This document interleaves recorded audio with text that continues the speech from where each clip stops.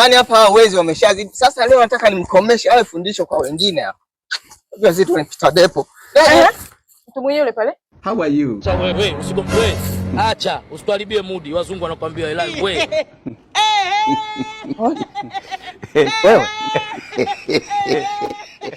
Hakuna cha mjomba wala nini. Naomba uweke hela hapo chini ulizozichukua za huyu dada. Sitaki kunisogelea, sitaki kukusogelea, naomba kila mtu afanye maisha yake. Weka hizo hela. Mama wewe. Naongea naona kuona ni hivi. Ulikuwa unaenda kununua wapi hicho kiwanja? Nilikuwa naenda kununua Dodoma Chidiaka. Chidiaka? Ndio. Huyu anazitoa hela. Huyu. Mimi Chidiaka wewe nawajua. Labda nikwambie kitu kimoja. Rusi kwa mwenyewe sasa alikasirika. Mimi Chidiaka mimi nawajua.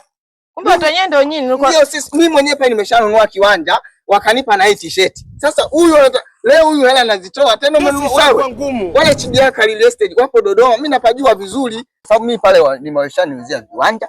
Kwa hiyo wakikuuzia wanakupa na ushauri jinsi ya kujenga nyumba, wanakuelekeza vizuri, mafundi pale wapo.